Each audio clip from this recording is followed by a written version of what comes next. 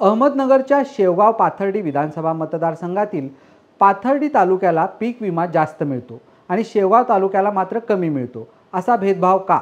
शेवगाव तालुक्यात जास्त प्रमाणात पाऊस झाल्याने पिकाचे मोठ्या प्रमाणात नुकसान होऊनही शेवगाव तालुक्याला पीक विमा कमीच का दिला, असा सवाल बालम टाकळी विविध कार्यकारी सेवा संस्थेच्या वार्षिक सर्वसाधारण सभेमध्ये बोलताना सेवा संस्थेचे चेअरमन तथा कृषी उत्पन्न बाजार समितीचे माजी सभापती रामनाथ राजपुरे यांनी केला आहे।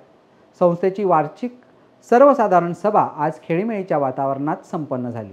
गरजेचं आहे, कारण ज्या ज्या ठिकाणी संगमनेर सारख्या तालुक्याला 118 कोटी रुपये विमा बाटला, 100% बागायती आहे संगमनेर, 190 पाथर्डी तालुक्याला 90 कोटी विमा बसला आणि आपल्या शेवगाव तालुक्याला फक्त 9 कोटी विमा बसतो।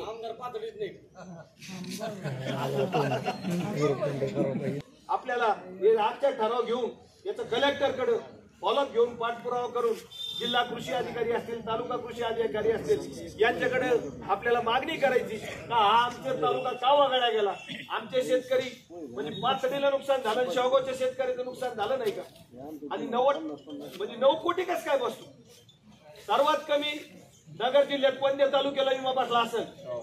शेवगाव तालुक्याला आहे। की प्रत्येक तालुक्याची काहीकडे आकडेवारी असेल कोणाकडे मोबाईल मध्ये, त्याच्यामुळं हा अतिशय महत्वाचा मुद्दा आहे। तो जर विमा बसला असता शेतकऱ्याचं कर्ज फिटलं असतं।